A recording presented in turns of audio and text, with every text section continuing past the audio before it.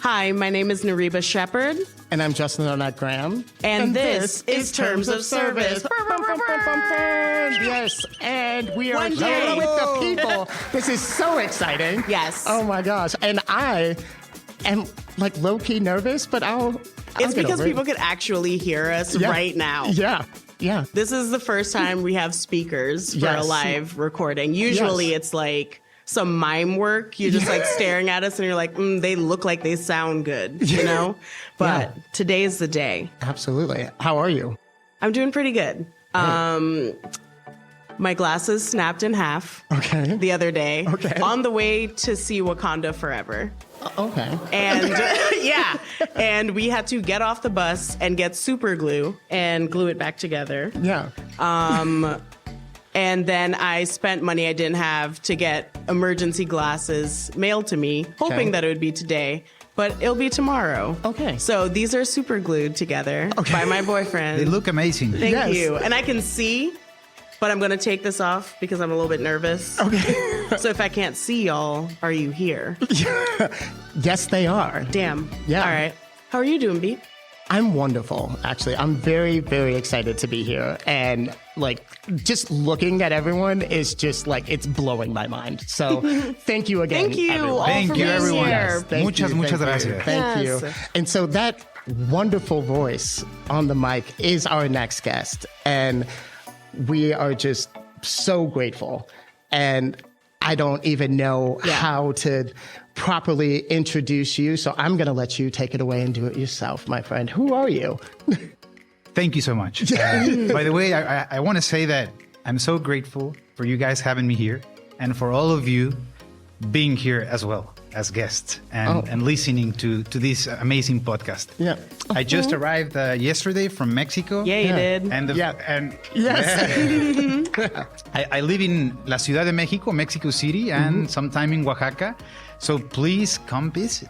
Oh, I would I love bet. to. Everyone, I'm trying. Really, Okay, if you I'm ever for real. make it out there, I'd love to take you out to the Sierra and to meet farmers, producers, drink some artisanal mezcal. Literally Going say back- I less. wanted Yes. you. Yes. Say less. Say less. Yeah, Oh so my God. But my season name, 4. Season 4 plans, yes. I'm sorry, it's just I jumped from one place to another. Oh, but no, I'll that's try to find- regular. Yeah, here. I was just Yeah. like, welcome to Terms of Service. Yeah. You're fine. Yes. But my name is Alejandro Gutierrez Champion. Champion is my second last name. So since I was a little kid in kindergarten, there used to be 2 Alejandro Gutierrez. And one day the teacher is like, Alejandro Gutierrez. And we were both like, we're here. But then my professor said, no, you're Champ, you're Alex. So ever since, my friends have called me Champ or Champiñón or Champú. But my name is Alejandro Champion, and I'm one of the co-founders for Mezcal Unión. And thank you again for having me here, guys. Yes. Thank you for being here. What an introduction. I know. Yes. Yeah. Full-fledged. And I'm about to ruin it because I'm going to ask you what your sign is. I'm a Sagittarius. Yeah. No wonder you just came off of a flight. You're always like moving. I love Sagittarii. Y'all are great. It's also my moon, so I'm biased. But I like that y'all get so invested in one thing in particular, and you see it all the way through. It might not look sane to all the people around you, but I like the work ethic. You know, I like respect also the ability to just get up and leave and do anything that you want to do whenever you want to do. I don't have that, but respect. Yeah. Thank you so much for that course. description of a Sagittarius. I mean, It's Narita inspiring. does that Thank you. all day, every day. yeah. Yeah. Like, It's- it's phenomenal. I feel like it's a healthy problem to have. By the way, being a Sagittarius, I just turned 40 years old on December 11th, last Sunday. Oh, hell yeah. Happy birthday. Yes, Oh my happy God. birthday. This is all of the things in one. Yeah. So What I'm do you- on what the do you- on the 4th floor now. Oh my goodness. Really happy to be there. All right. I'm going to start looking at it that way. I'm still on the 3rd floor, but Okay, I mean, I'm okay with it. it's better than the second. It's a good feeling, the 40. For me, 30 was kind of depressing. I don't know why. I was like really shocked by it. Like I wasn't feeling at a good place. Tell me more. But 40, it feels awesome. I don't know. I guess 30 is like a point in your life where you can't, I mean, we never know how long we're going to be here, right? Yes. Right. But when you're 30, for me, it was like, oh shit, I'm 30. Maybe it's halfway through. Maybe I was having all these weird existential questionings. I feel seen. Yeah. You feel seen? Yes. Yeah. I'm like, is this okay? Literally, I had therapy today, and I was talking to my therapist about this, and I was like, I come here and talk to you once a week, every week. And it's like the opposite of the gym. Like for me, going to the gym is hard, but once I'm there, I love it. Getting to therapy, easy. Being there, I'm like, I hate this. It's very challengeable. But at the end of it, I get endorphins because I'm like, oh shit, like some things are positive. I'm going to turn these L's into lessons. Oh my God, Chance the Rapper, get out my brain. But it is a challenge, I feel like. I feel like everything I did in my 20s set me up to be where I'm at in my 30s, but now I'm questioning everything constantly all the time. Well, I think questioning stuff, questioning life, it's important. Okay. You got to lose yourself to find yourself, right? So when you make all these questions, you might get a little anxious and freaked out. But at the end of the day, as the answers sort of come into place, you feel better. And I'm hoping that's just what part of 40s life. are. Okay. Yeah. Sick. Well, Champ, thank you so much for getting Nuriba all the way together. Yes, thank you. So as we dive into this, wonderful conversation, if you could just kind of tell us a bit about your background personally. Yes. I was born and raised in Guadalajara, Jalisco. Mm-hmm. I was there till I was 21 years old. And then after 21 years old, I started traveling to different places. I've been a waiter. I've been a shift supervisor in hospitality. I have to say this because I've loved working at restaurants and bars. And that's in many ways a little bit of how I started my career. Mm-hmm.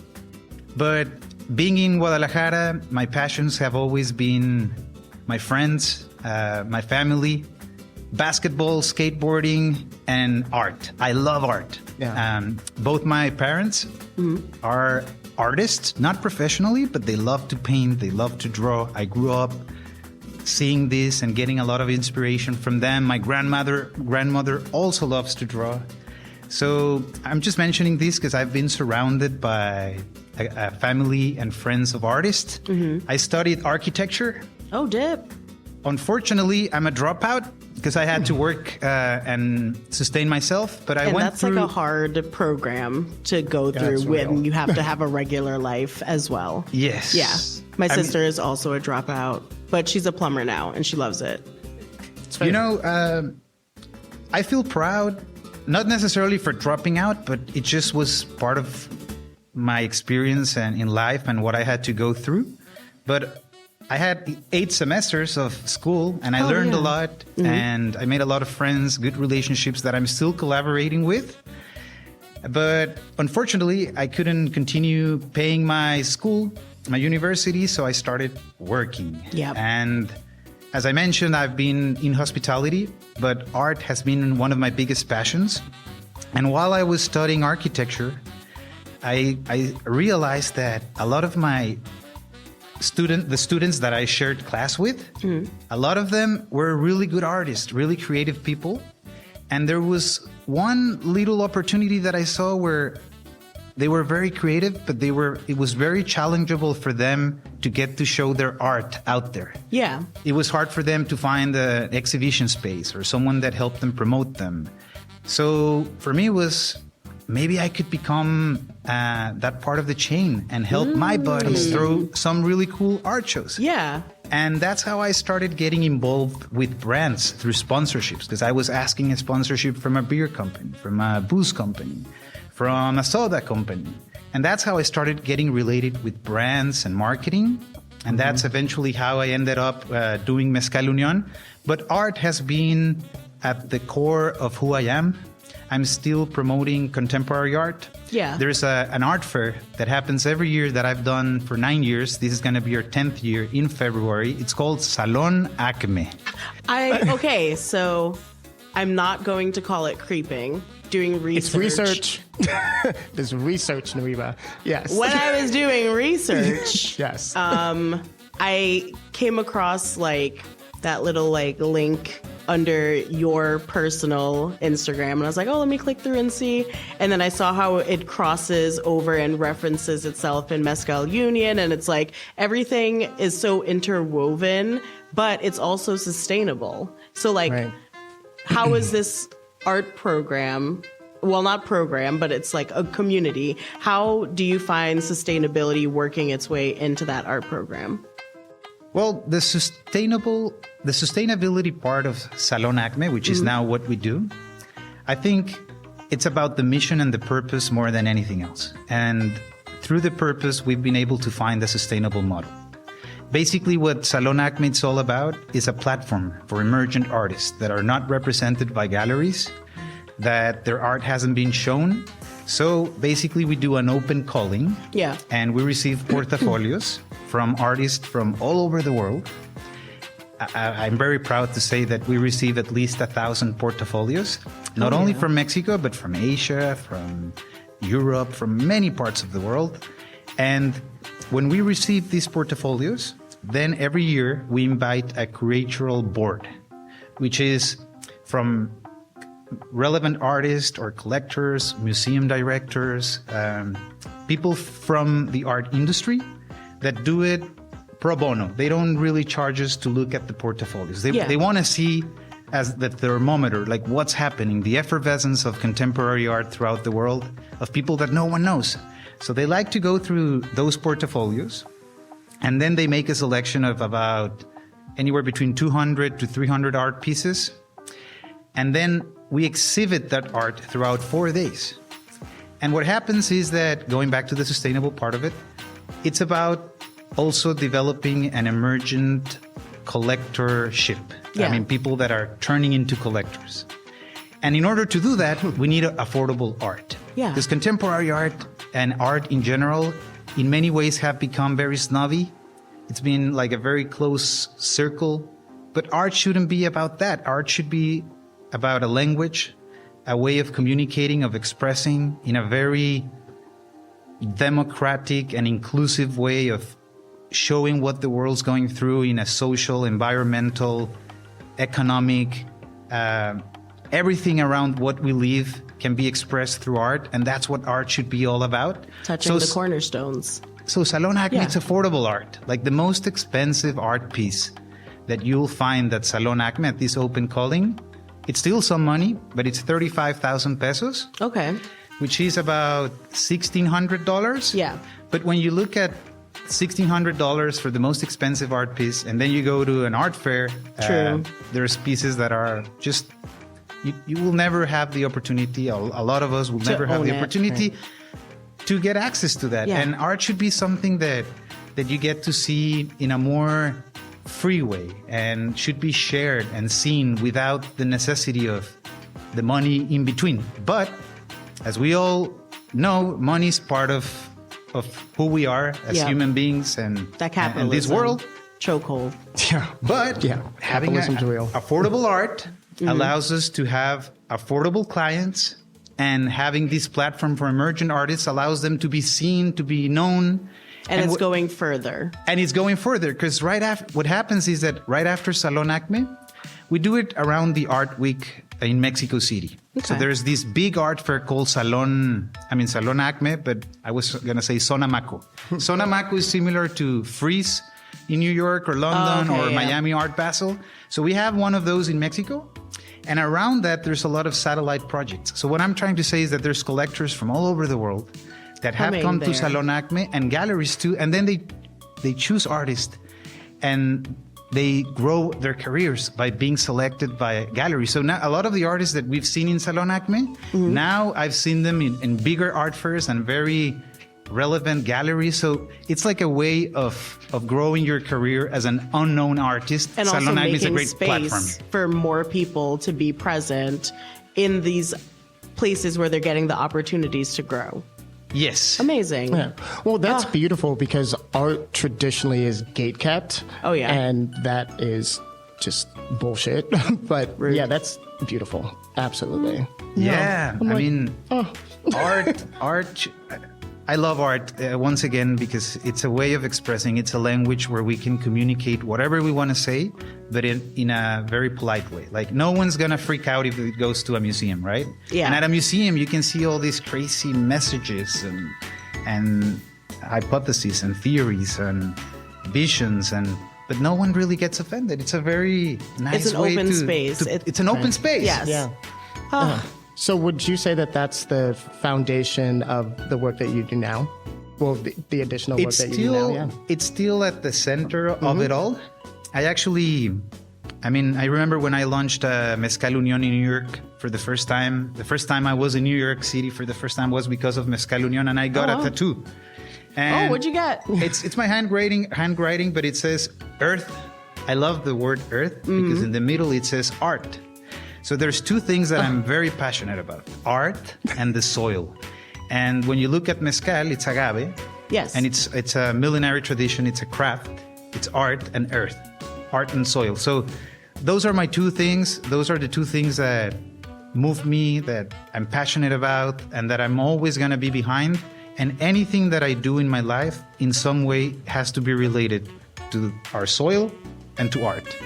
Well, I have a lot of plant daddy questions to ask you because when I was doing my research...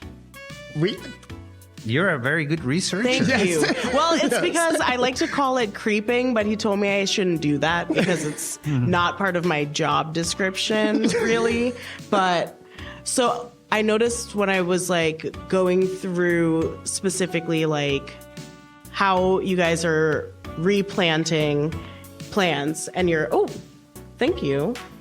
That even going into like the way that you manage the soil and the sustainability and having a variety of plants so that you're offering genetic variety so they don't like die out. All of that was like beautiful and magical to me because people don't realize how much goes into the production of mezcal. And I didn't know that until like 2 or 3 years ago. But my friend Rochelle is like beating it into my head. And I have so much respect for mezcal in general because it came out of, and this part I know because of Broey, who's here today and does so much training. Yes. That it was something that was made because alcohol was being withheld from the region, and it was something that people made themselves, and it became like similar to how like champagne only comes from one region. It's the same with mezcal, and I think people don't know that. Yes. I love to give a little bit of context of mezcal. Yes, please. But the word mezcal, I think we can start off from the word mezcal. What does it mean? And it's an abbreviation of two indigenous words that come from the Nahuatl dialect, the dialect of the Aztecs. And it's metl ichcali. And metl means agave heart, corazón de agave. Ichcali means cooked or boiled. So when you see the word mezcal or you read the word mezcal, it's corazón de agave cocido. Cooked agave heart. So when you think about mezcal, we should envision an agave where they shave the leaves and thrown the center of it into the fire, underneath the ground on a conical oven, which can be 2 meters deep, 2 meters wide. It has 1 ton of oak wood, or the wood from the region. They turn on like a huge bonfire, flames and smoke comes all over the place. Then they put volcanic and river stones on top of the fire. And then they throw the agaves inside the oven, cover it up with soil, and it slowly roasts underneath the ground for up to 5 days. So all the sugars within caramelize and become like a honey. It's delicious. But who came up with the idea of cooking the first agave? That's what I'm saying. How do we know these things? Yeah, so who came up with this idea? And the second thing is that mezcal, again, it's a millenary tradition. It's been thousands of years of this practice, this craft, and it's been considered a spiritual catalyzer. So there's two important parts about mezcal. It's not only a cooked agave heart, which again, who came up with that idea? And I'll explain some of the theories and legends. Oh, I like this. But who decided that it was a spiritual medicine, or how did this happen? So there's many theories, but this legend that still prevails and that I love the most is the story of the goddess Mayahuel, the goddess of fertility and family. Okay. Long story longer. Yes. So this is what happened. So imagine we were Aztecs back in the day. And at some point there was a huge storm. So we had to hide on our shelters. And this storm, there was lightning coming down. There was a lot of hail, wind, similar to a hurricane. So but like extra scary because you don't have science yet. So it's just like, this is scary. This is just like a scary storm that lasted for a few days. So we hid on our shelters. But when we came out, we had something in common. We were very hungry. And our noses were amazed by this beautiful honey nectar aroma that was coming from somewhere. So their noses took them to an agave, or a few agaves, where these lightnings had struck right into them, split them in half, and cooked the center. An agave, there's about 200 different species of them, and about 90% of them are endemic to Mexico. Okay. And they have about 8,000 years of history. So it's a plant that grows in Mexico country, which is all of us our country, because I believe we're citizens of the world. But geographically, they like to grow in Mexico. And they're different in color, size, shape, most important, terroir. Some of these plants can take over a decade to grow. Yep. For instance, in Mezcal Unión, we use espadín that takes anywhere between 6 to 8 years to grow. They call it espadín because the leaves look like swords. Sword in Spanish is espada. The other one, Unión Uno, we use cereal, which is an agave that grows tall and long. It takes up to 14 years to grow. The heart looks like the trunk of a palm tree. Oh, okay. And that one, they call it cereal because in Mexico, these long candles, we call them cirio pascual. So they look like a candle. They call it cereal. Okay. And this one's more herbaceous, grassy, and mineral. I was literally just about to be like, the more you know. Yeah. So, I mean, these agaves absorb the flavors. It's the spirit of our ground. Yeah. If you want to represent and taste Mexico, there's no better way than sipping an artisanal mezcal. Because you're going to get the expression, in our case, from Oaxaca, which is at the center of Mesoamerica. Mesoamerica is from the center of Mexico all the way down to Guatemala.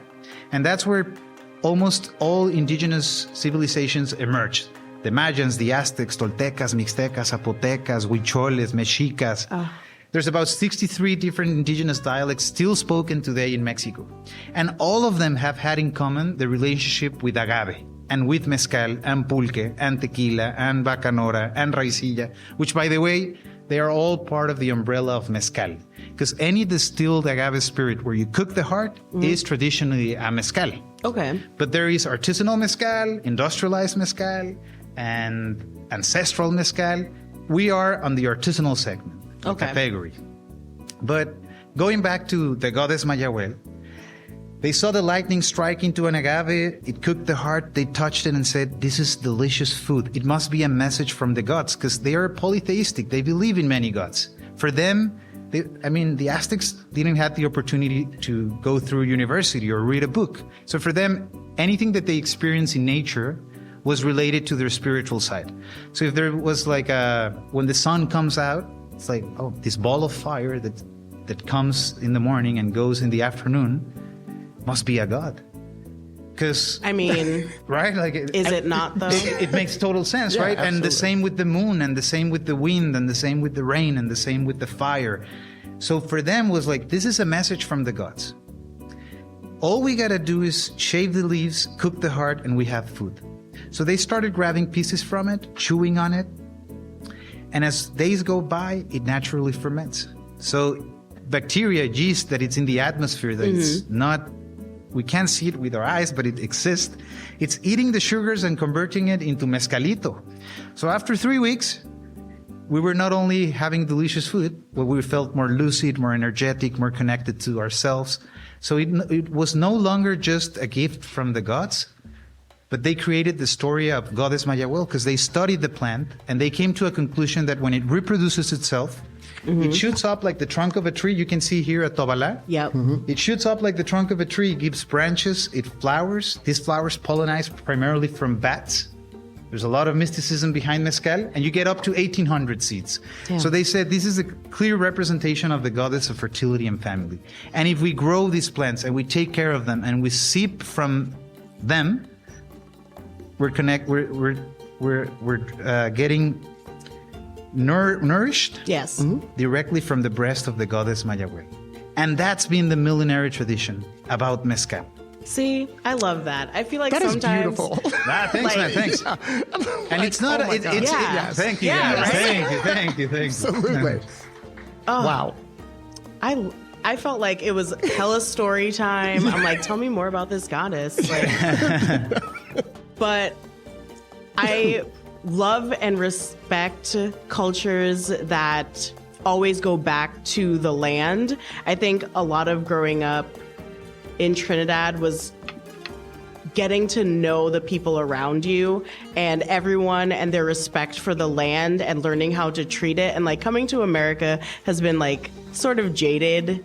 I feel a little jaded now because when I talk to my mom, I feel like she's still connected to like this greater place because she like lives in Trinidad.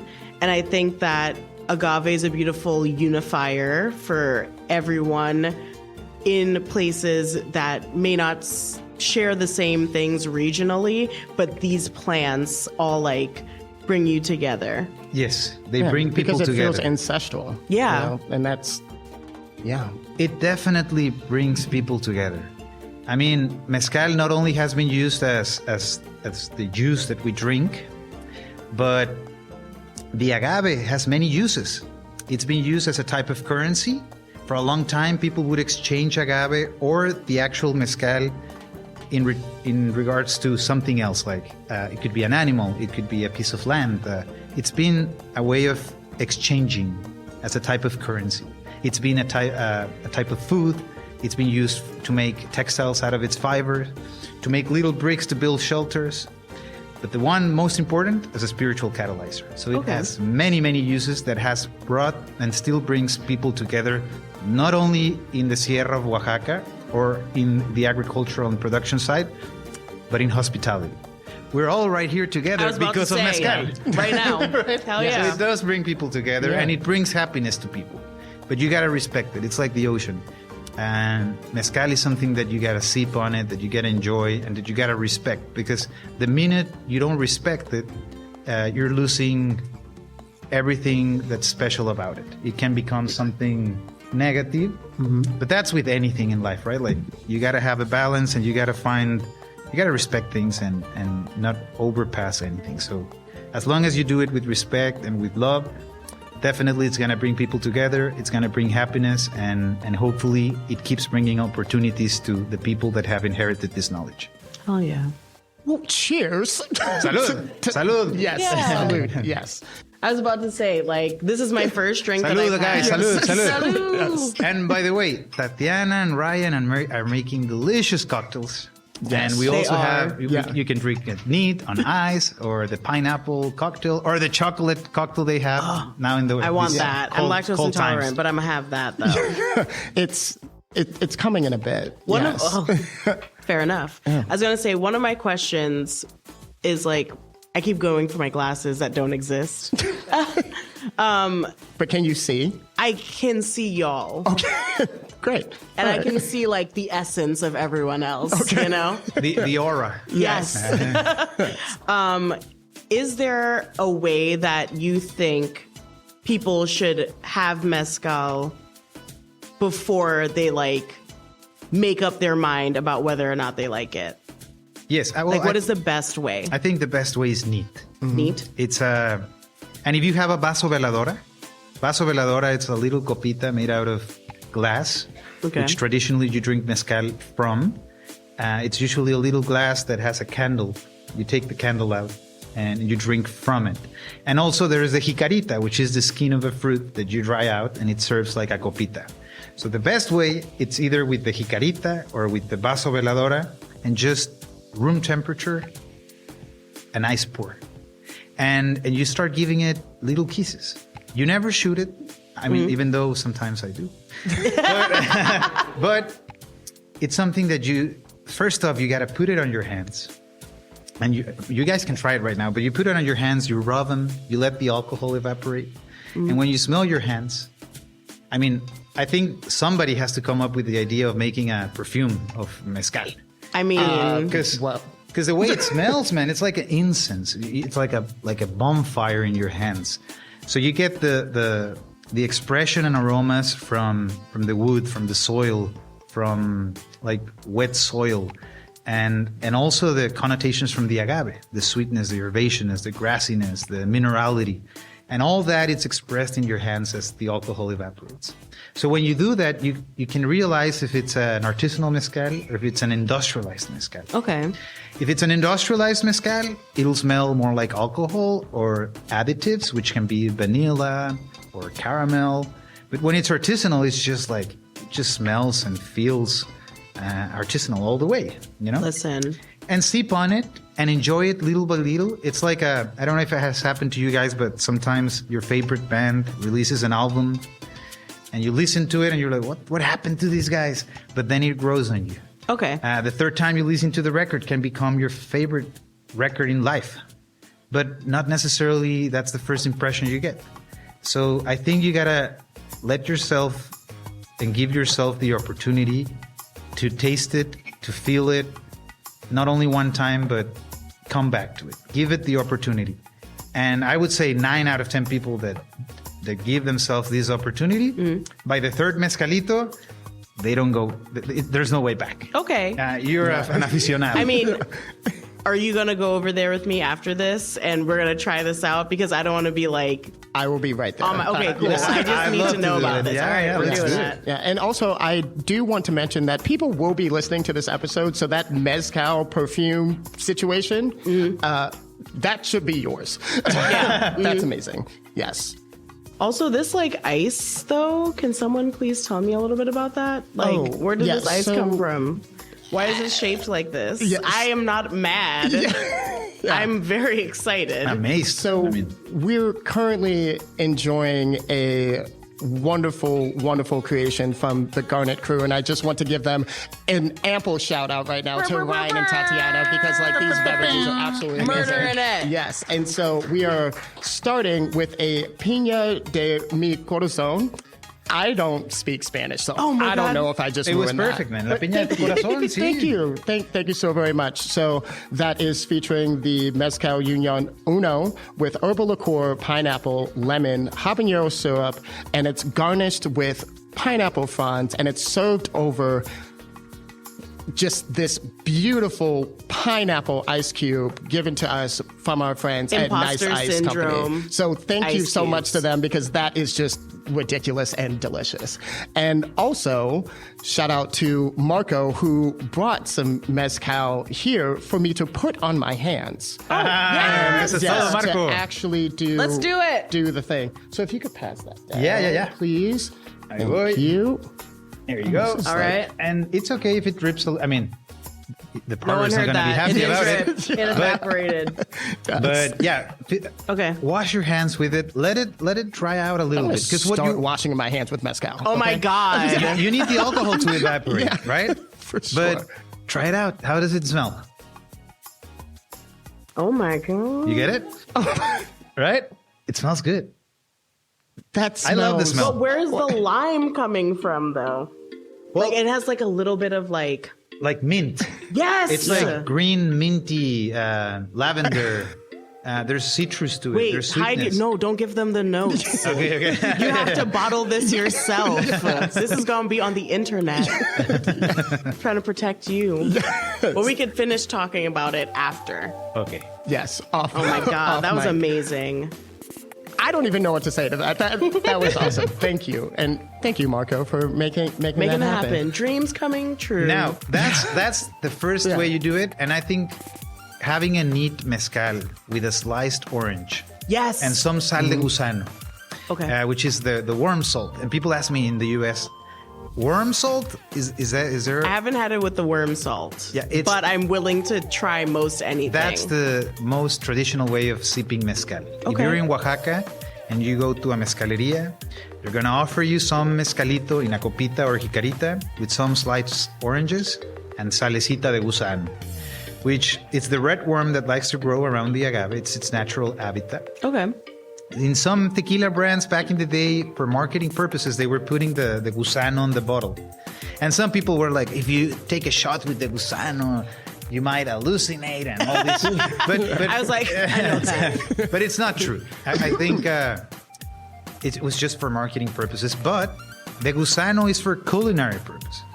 This red worm, they pick them by hands, and then they dry them to the sun.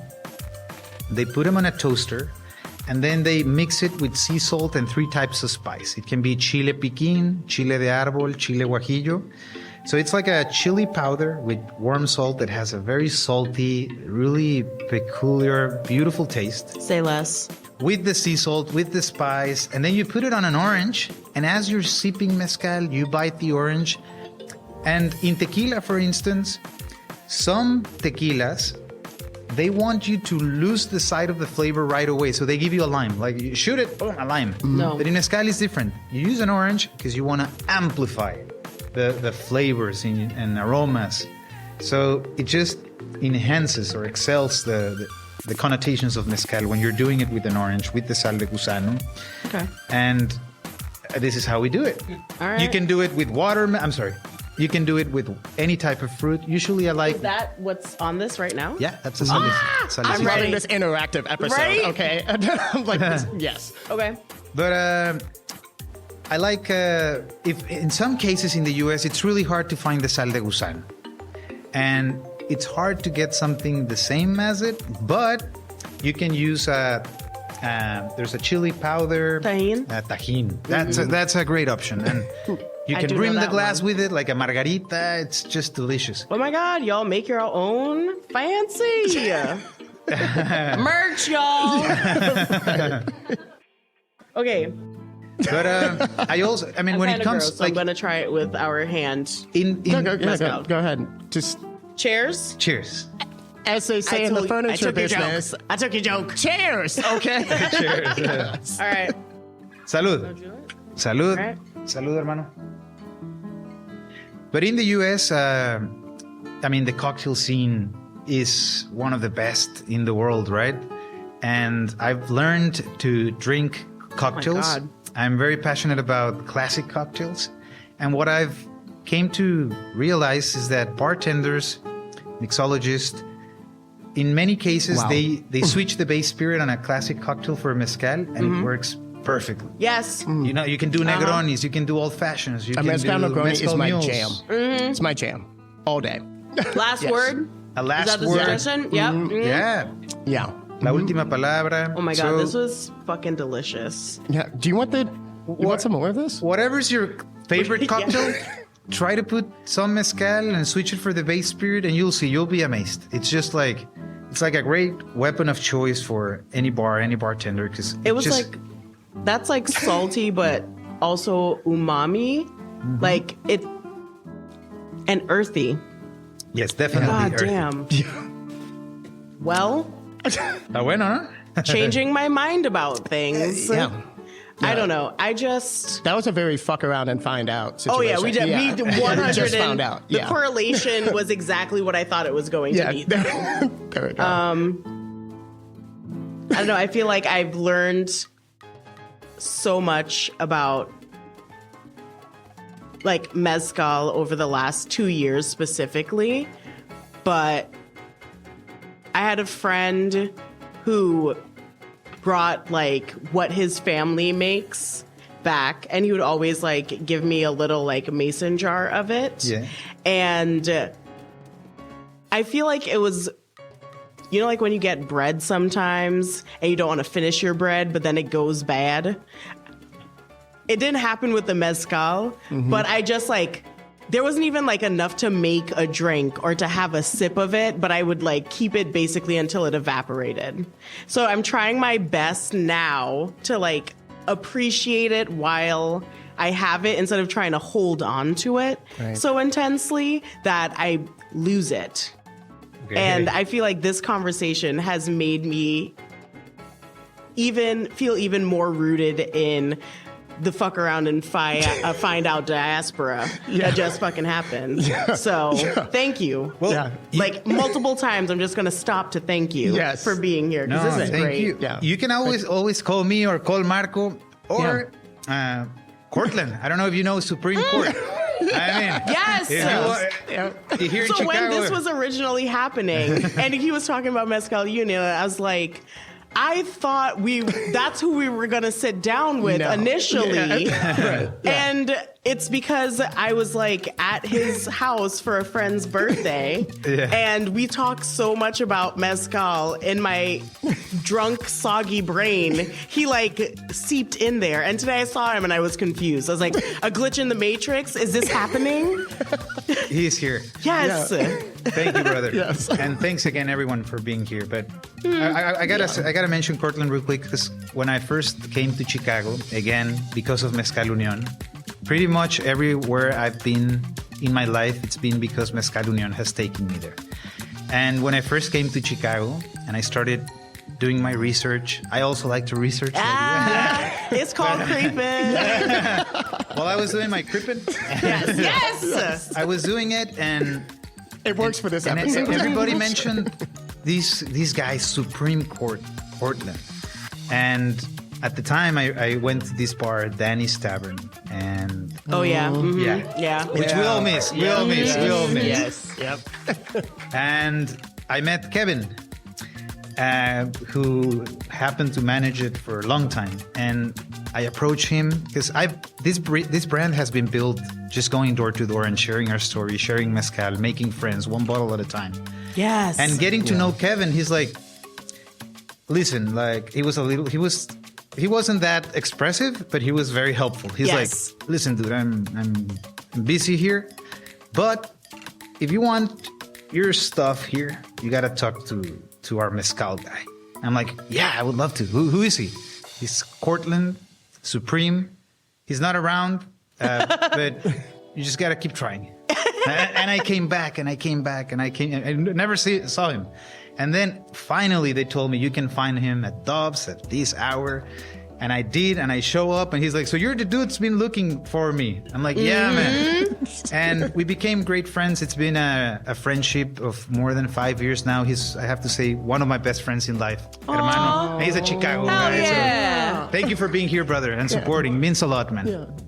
And for representing mezcal with all the Chicagoanians.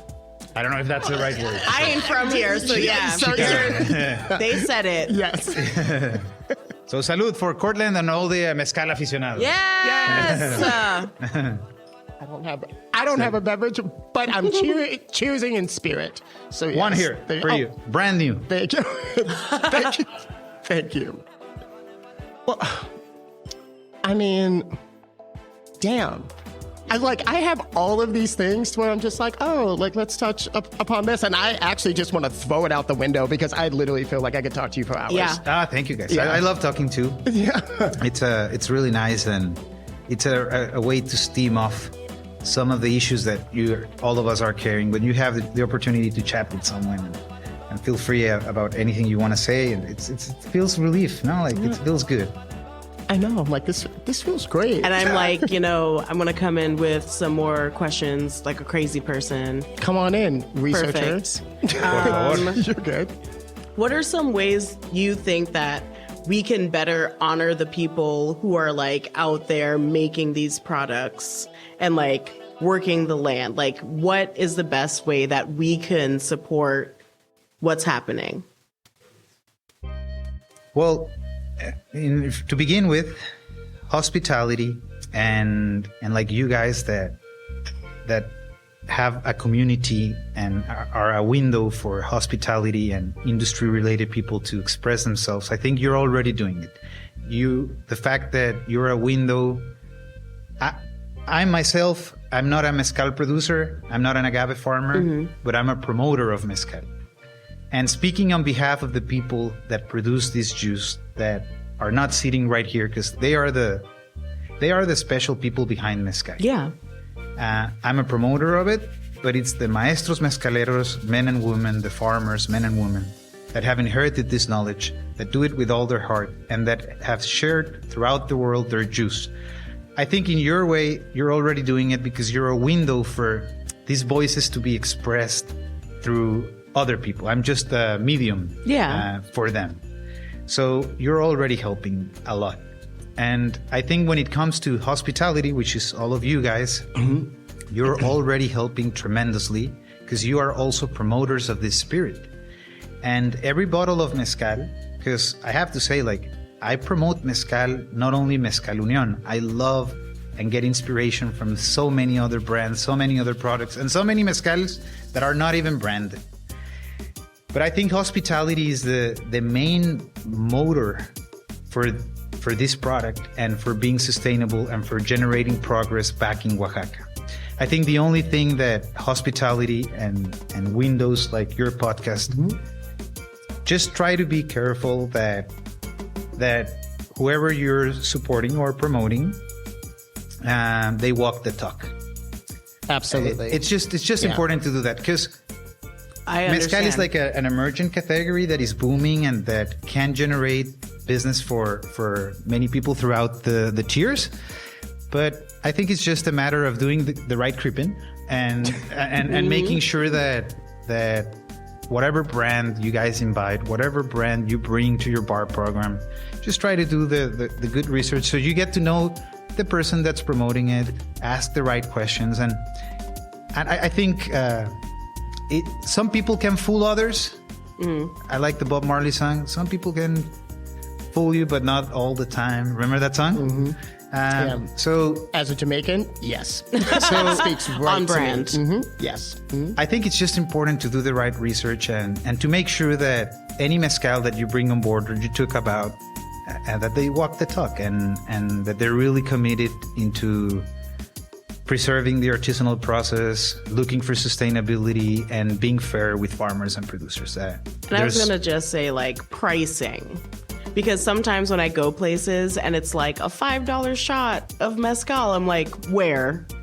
Right. Why? Yeah. Because just like thinking about how much goes into the production of it and how much you should be paying for a bottle of it. And I think it doesn't get the respect in the profit margins that it deserves. Well, we talked about that recently with Jackson Flores, who was here with us. So, yes, and it's the idea. Hola. It's the idea that products from certain communities should always be seen as cheaper because it's not.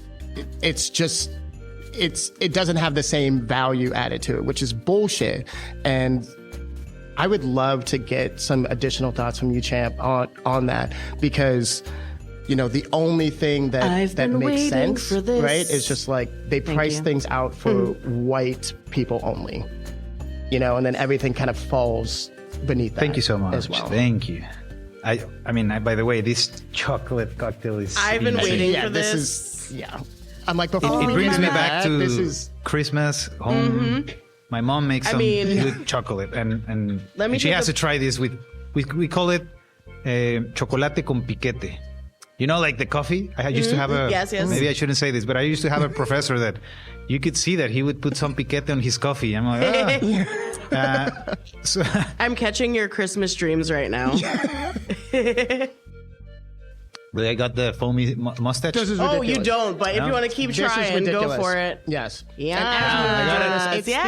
This is honoring Tatiana and Ryan. Sorry, we're destroying it right now. Yeah, no, but like this, before we continue, hold on. This is insane. Yes. Yeah. This is absolutely insane. So we're now enjoying the Abrazo Caliente, which is with Mezcal Union El Viejo, Chipotle coffee syrup, hot chocolate, hand whipped cream with orange zest. Oh my God. Like literally, this feels like this conversation. Yeah. Just so warm and delightful. It is warm and wholesome and a little bit boozy. Right. Yep. Yes. Go on. But- yes. but so, damn, yes, I mean, the in terms of- value-driven aspect of it, right? I guess what I can share is a little bit of how we do things. What's the vision behind our company? Right. Yes. And maybe that can give some context of, it'll give context of what we stand for, who we are, and how we do things. Not necessarily means that we're the only brand that are following this path. We've gotten a lot of inspiration from other brands, Nice. from other people that, because we're a new generation in mezcal. I'm 40 years old. I started this brand with my 3 buddies 14 years ago. God damn. But this is, again, a millenary tradition. So we're new into mezcal, but we partner up with farmers and producers that have inherited the knowledge throughout generations. So I'm going to jump into our business model, Yeah. how we do things in Mezcal Unión, so you can get a sense of it. Absolutely. And as I describe it, I can give you like a little bit of the full picture of me and my colleagues, my partners, etc. But Yeah. going back, I'm from Guadalajara, and one of my good buddies from 20 years ago, Toño, we call him Tony, Tony Antonio. He moved to Mexico City about 20 years ago. And he moved out there and became really good friends with Shakes and Pepe. So it's Shakes, Pepe, Tony, myself, Andres. Now we're a community company. Yeah. We're a lot involved. But my 3 partners, they started a hospitality company in 2008. They opened a bar in Mexico City in Condesa. It's called Leonor. You guys, if you're ever out there, give me a call. We'll go there. We'll listen to some good funk, soul, disco. I Really have good your DJs information. play Yeah, there. that's happening. Yeah. But I'm not shy, by the way. So, yeah, I'll be reaching out. no, once that please, happens. man. And Yeah. I really mean it. Mi casa es su casa. You guys make it out there. We'll host you and we'll make sure you have a good time. Just let me know with time so that I'm there. But Yeah. but it will be awesome Big to hang out there. Sagittarius energy. Might not be there. Come on down.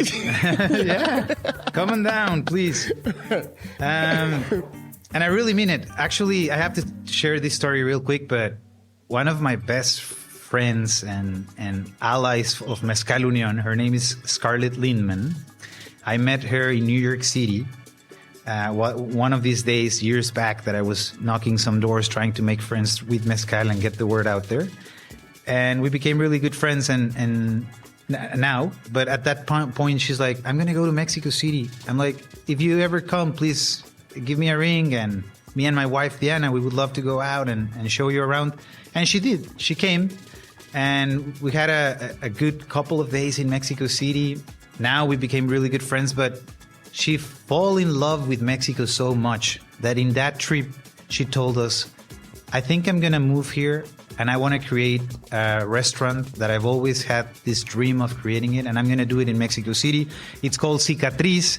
They have it's like a kind of like a Paloma Spritz. It's called Yoko because there's a dog God. that goes there all the time, and it's made with Mezcal Unión, and it's one of the most popular cocktails in Mexico City. And again, it's through someone that I met through hospitality that wanted to come to Mexico City. So I really mean it, man. Are If you you guys really- want to come, Yeah. please come and we'll have a good the time. way that Terms you of just Service loves a described field that, trip, so, I yeah, can't that's not a just problem. Yeah. go somewhere on vacation and pack up my whole life, you know? And that's what you're making it sound like. You're like, if you come here, you will want to live here now. And I have or at 4 least cats. collaborate and I keep can't do that that. relation. Well, you'll see. Okay, maybe. We'll Give talk yourself about an it. opportunity. Okay. Give yourself an I'll opportunity. come I love visit, that. but I can't make promises. I mean, But I think it would be great for you guys to let's build this relationship, take it to Mexico, and see how we can be a window for you guys too, and unite hospitality through these that's amazing the community podcasts. that we want here. yeah. I feel like community isn't thought about the same way, but I think that's the energy that we need, like here in Chicago. Yeah. What Well, are you community doing? can often feel one-sided because there are those that are promoting the equity of community, and there are those that are simply promoting themselves. So that's a very significant difference. I Fair. would say. Okay. Yeah. Yep. Reasonable. Yeah. But yeah, guys, I mean, just going back to the origin of us and the brand. So my 3 buddies started this bar, and it's a really fun bar. Then they opened a second spot by the time they had their third spot, I also moved to Mexico City. Because when I was doing these art events, I was approached by a brand that hired me, and they invited me to move to Mexico City. It's vitamin water. I don't know if you know vitamin. Oh my God. V-Watts? Come on. So I worked for a minute. It was 3 years in vitamin water, and I was able to get a lot of this learning of going to the street with a product in your tote bag or in your bag, and just trying through common sense and trying to make friends and try to share the best version of yourself through this work and making friends. And for me, it was really inspiring to get that opportunity to work in this sense and to build relationships. And one of those relationships were also Toño's partners, Shakes and Pepe. And these guys that had 3 bars at the time, they saw how mezcal was up and coming, and we were already drinking it. 2 of us are from Guadalajara. We saw what happened with tequila, how it became more mass-produced, industrialized, being a mezcal. And out of the blue, one day I was just hanging with them, and they're like, "Hey, champ, so we have an idea. We would like to venture into mezcal, and if you would like to, we would like you to be the general manager. Oh my God. We will support with the necessary funds." Not that they had a lot of money or whatever, but they were successful in what way they were doing, and they wanted to invest into mezcal, and they gave me the opportunity to become the general manager for Mezcal Union, which it was only myself, a backpack, and 10 bottles. That's all you need. That's how it all started.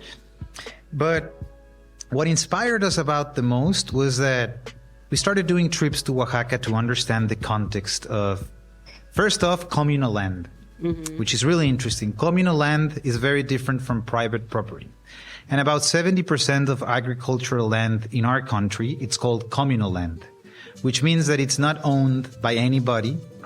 It means that the people from the villages have possession of the land. They don't own it, but they can work it, they can manage it.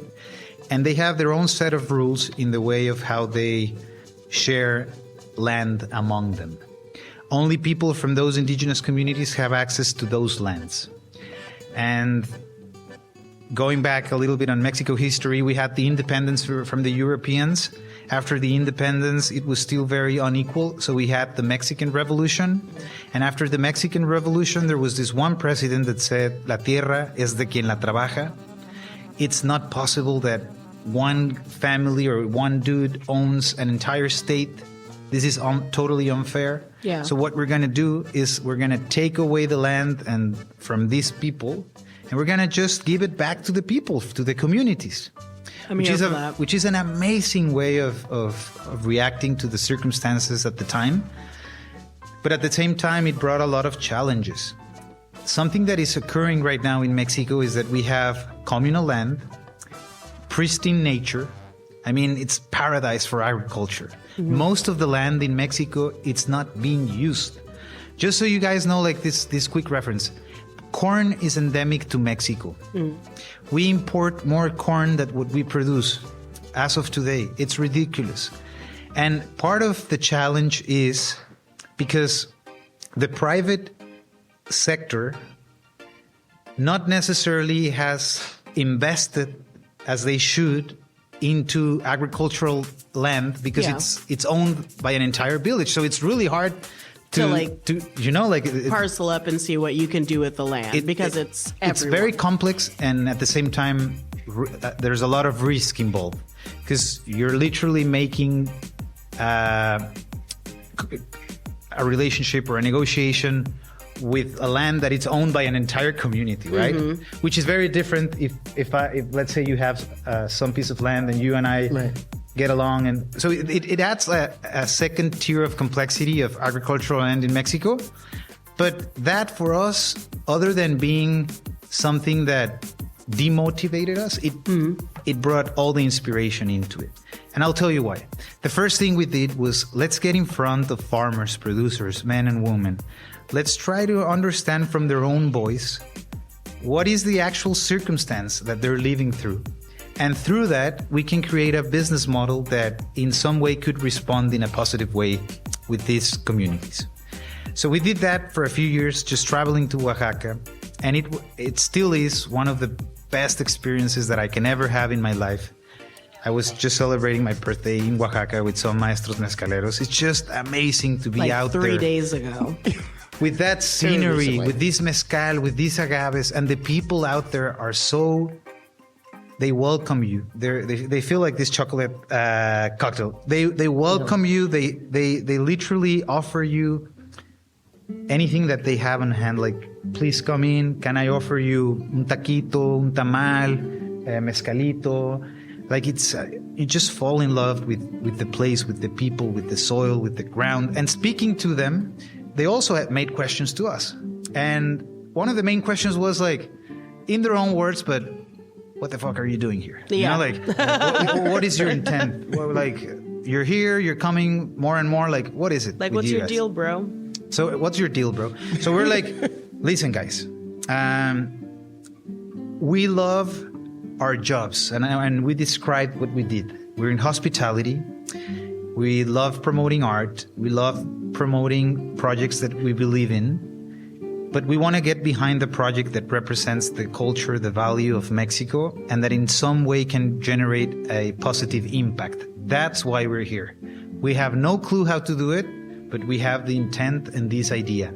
And in their own words, they told us the following. Not exactly, and it didn't came from just one person, but it was like an overall common denominator. They said, please don't come here and industrialize this millenary tradition. Hell yeah. Please don't come here and build a distillery. If you really want to make a difference, the only way to preserve an artisanal product and being sustainable is through bringing together small producers and farmers. Because once again, communal land, it's land that is split among the people that live in those communities.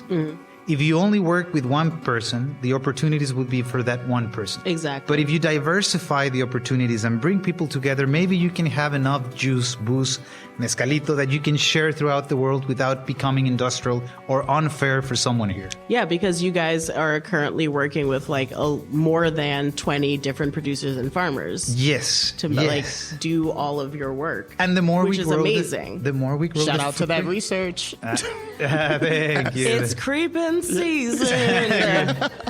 But you're totally right. I mean, basically what we do is we saw that these small producers, in most cases, I mean, they're called palenques. They're not called distilleries. Okay. A palenque is a little workshop that people have at their little home, which in most cases it's more like a shelter. Oaxaca, it's one of the richest culture-wise states within Mexico, one of the poorest economically. Yeah. And it's just like, how could this happen? I mean, it's a millenary tradition. It's agaves, the geography, the scenery of Oaxaca. It's just like Listen, paradise. Like, how is it possible? no tea, no shade, Wow. but we live here, and there's like, when you're like, what is the culture of America? It's like, ooh, do you want to ask that question right now? So it's like you have to trade one for the other, you know? And it's certainly And that's true what that it way, feels yeah. like. That's- at least right now. And I think that we shouldn't have to live in a world where it feels like you have to like give up one thing to have another. But But yeah, that's what's happening. that's what's Yeah. Sad. But it's a happy story. Yes. I mean, I think on the upswing, yes. I think at the end of the day, what from these conversations that we had, I remember we were driving back to Mexico City, and all of a sudden it was like, guys, I think we got it. They've told us how we can help. They gave us the context. Not that we had all the answers. We still don't have them, and it's not like everything we do is perfect. We're learning as we go. We started a brand from scratch, and we've fucked up in many ways. We've had good things that have done, with many mistakes. We learn from them, try to make things better. But we were driving back, and we said, let's create La Unión Mezcalera. They're telling us that the one thing that will preserve artisanal and sustainable, and the one way that we can really make a positive impact, is by bringing people together. Let's create La Unión Mezcalera. It's going to be called Mezcal Unión. We're going to find our first producer that wants to partner up with us, and we're going to take it from there.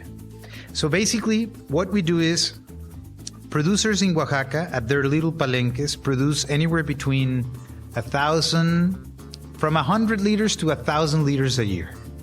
They put it on Coca-Cola PET bottles or like literally PET bottles, and they exchange it as a type of currency, or they go to Oaxaca or they try to approach a main road and try to sell their mezcalito.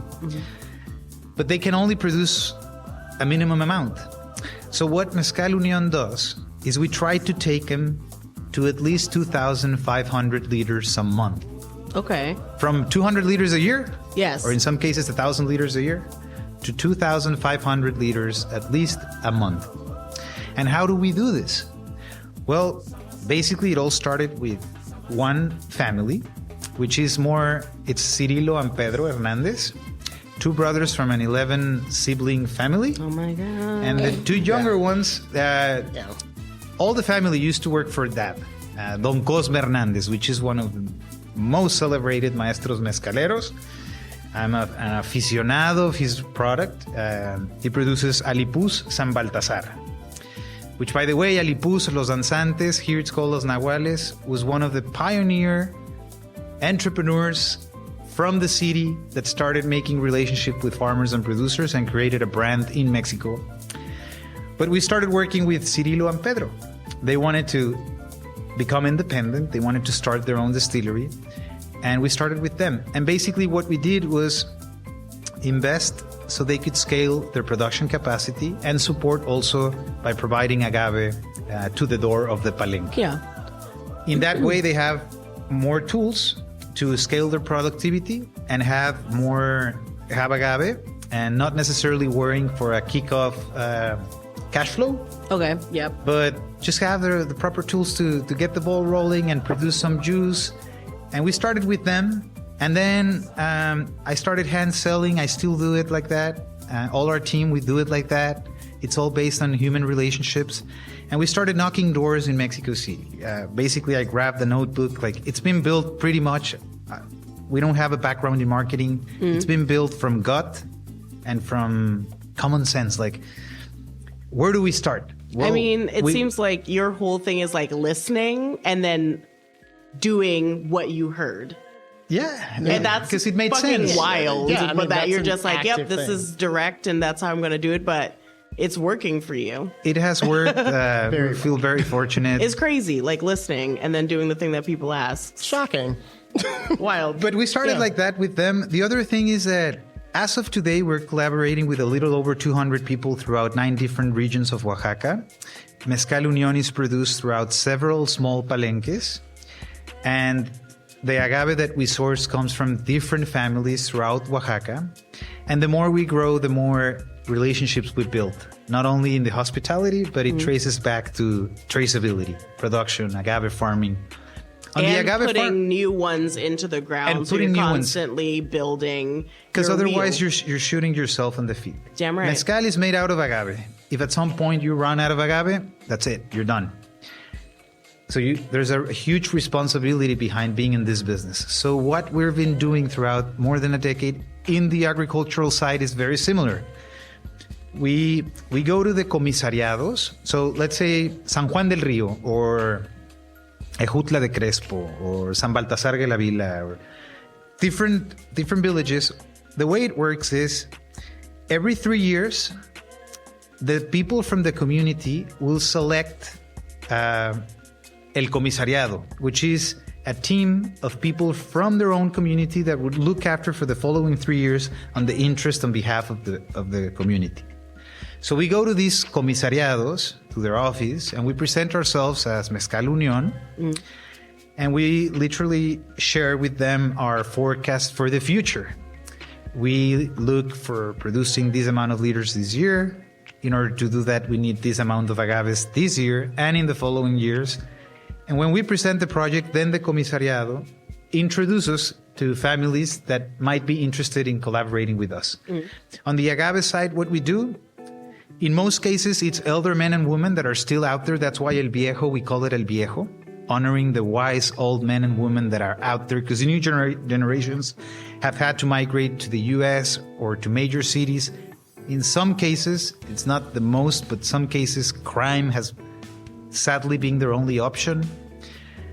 So honoring them, we called it El Viejo. But los viejitos, they're older and they not necessarily have the energy, but they have the knowledge. Mm-hmm. So what we do is we tell them, okay, if you have 1 acre or 5 acres, would you like to activate your land? And they basically say, okay, what's the deal? We put the investment from seed to harvest.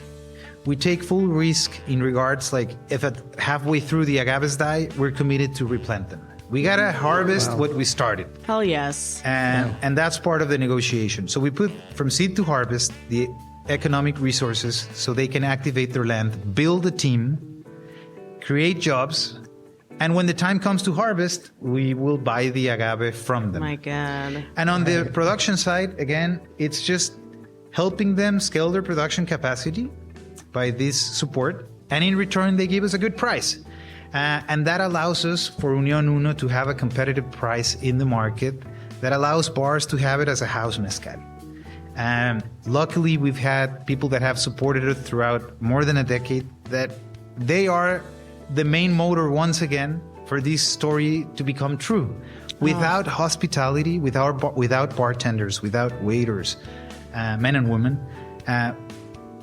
without the people behind hospitality, we would be no one. That's how powerful hospitality is. It's you guys and distributors breakthrough. You're here, brother. Like it's hospitality. It's the distributors. It's the importers. It's the promoters. It's everyone that makes this special. And it's just putting the dots together that makes the story come to truth. You know. So that's how we do things. That's how we will continue to do things. And that's what motivates us. Every time we have an opportunity to speak about Mezcal Unión, we're just the voice of the people that we admire so much and that we feel connected to. You know? He's bringing the sauce to the table. So good. The sauce. God damn. So I'm not gonna do the sigh. We have to. No. We got a little time room here. So okay. As we are coming to a close on you just said we weren't doing it, and then you said we are coming to a close. I'm not doing it yet. You're lying. I'm not. Okay. Maybe. He's lying. But so, in closing, I mean, we haven't even talked about this book yet. That's okay. We haven't. Yes. We haven't, but yes. But I have. This is the 10 to 15 minute marker. He's saying The first thing, which is a good news, we have a book for all of you. I think we do. What? We brought 20 books from Mexico. They're in Spanish because the English version is coming from the printer sometime soon. We'll get it. But we're launching this book. We got some here for you. If anyone didn't got one, by the end of the day, we'll make sure that you guys get it. But thank you for being here. It's a gift. And everything that I've just said, it's what this book is about. This is an homage to all the people that have been part of Mezcal Unión, that it's an homage to everyone that made this story possible. It's not about me, it's not about my business partners, it's about everyone that has made this possible. So, I'm like, where are we going from here? We can't go anywhere from here. Look at this book. The one place that we're certainly going to go, and something that we haven't done before. Okay. So it's a terms of service first. What? We're going to do a Q&A. Oh. Nice. Oh, Nice. shit. Nice. Yeah, That's nice. Yeah. I feel like... Okay. Well, if that's what going we're to happen, we're also going to do another first where I get up and I use the bathroom. Nice. I gotta go. Fair, Of course. fair. Like right now. Yeah, like right now. Okay, perfect. Yes. Hang out. Perfect. Does anyone have a question for Yeah. Oh, there's the first brave one. Okay, perfect. Yes. Judy. Would Mezcal Unión ever expand outside of Oaxaca? Would you ever consider doing things in other regions of Mexico that are also producing mezcal? Yes, well, Mezcal has a denomination of origin of 9 states as of today. 95% of artisanal mezcal comes from Oaxaca. It's the Mecca. Responding to your question, we are solely focused in Oaxaca. That's where we are. That's where this company started. In the future, there's still so many farmers, producers that I wish we could integrate them and give them the same opportunity, and they give us the opportunity to team up. But if luckily Mezcal Unión in the following years has good success, it would be a dream to expand this model and bring opportunities throughout other states that have the denomination of origin. The more people involved, the richer this philosophy and this way of doing things will be. And the more people that are part of it, the more people that can make a living throughout this beautiful spirit.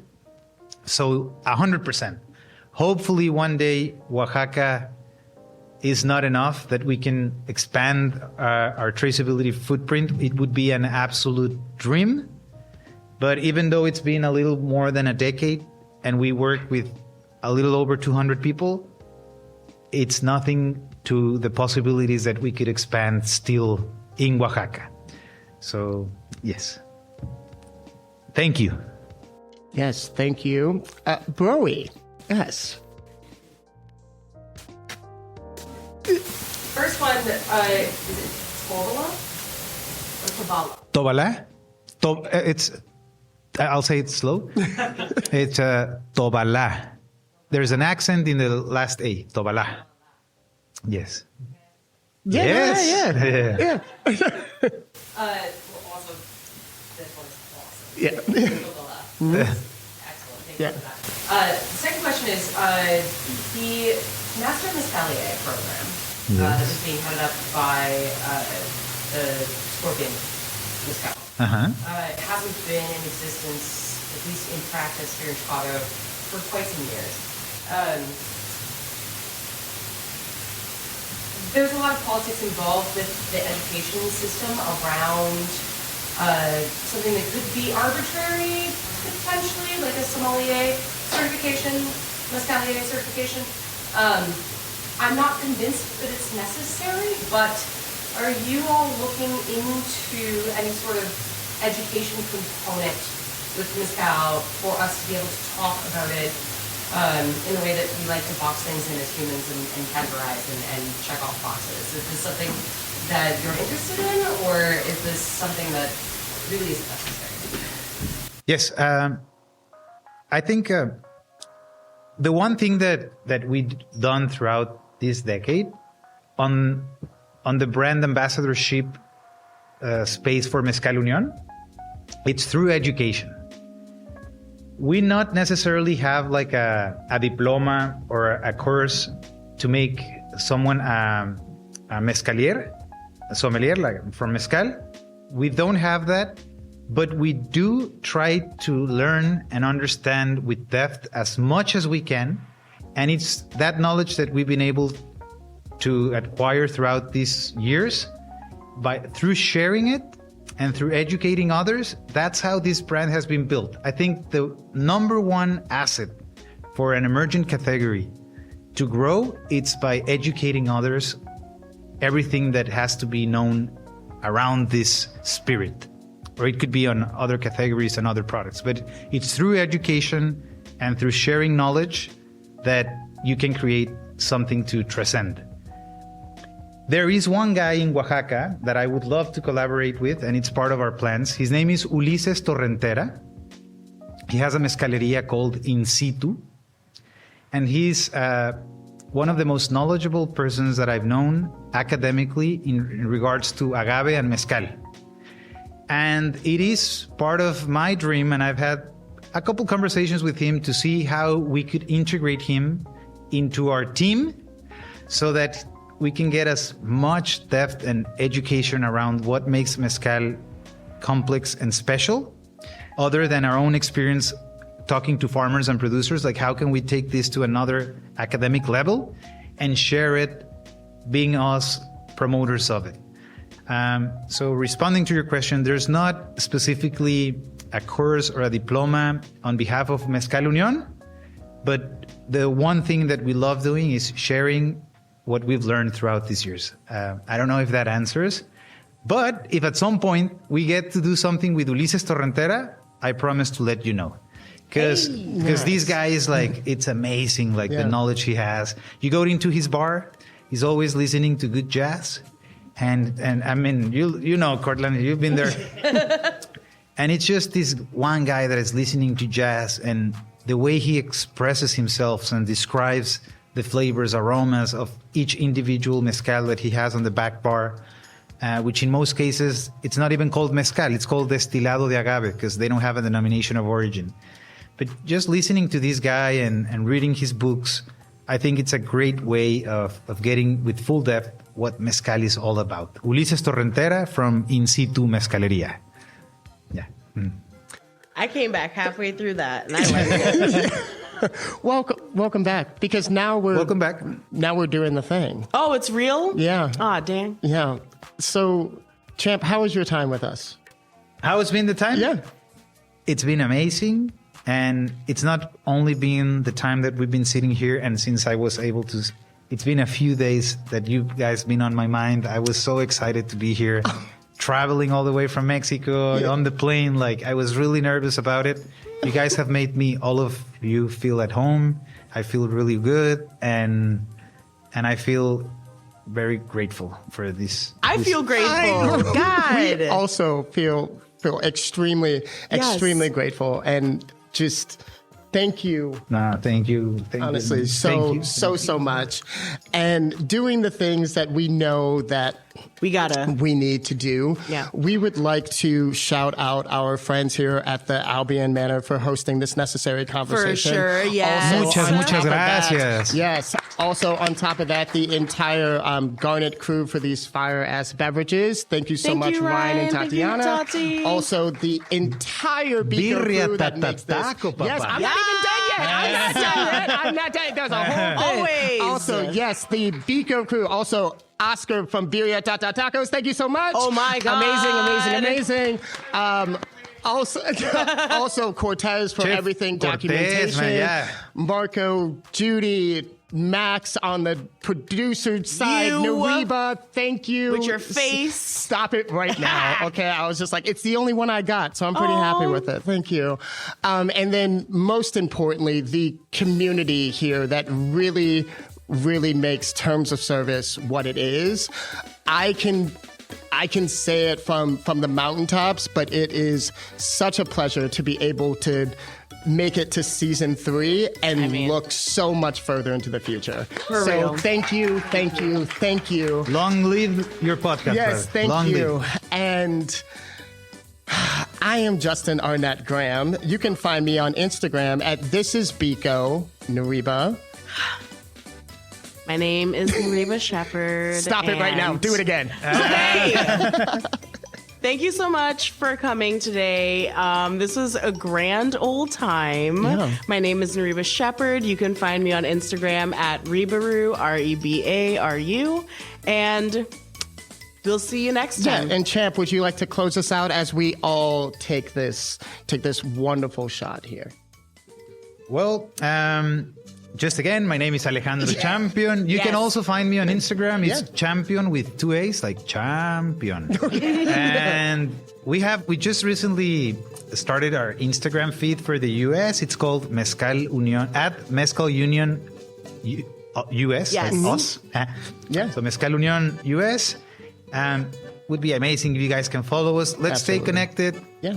Please, once again, nuestra casa es su casa. You make it to Oaxaca, let us know. We'd love to show you around. So everything that we just said, you can actually experience it with your own eyes, with your own hands, and with sipping some mezcalito. Yes. Yes. Little kisses.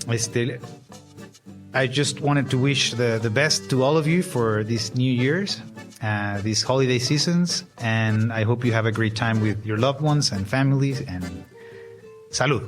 Salud. Salud. Cheers. Cheers. Cheers.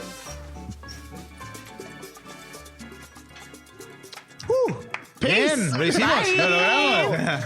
All right. my gosh! Oh my gosh!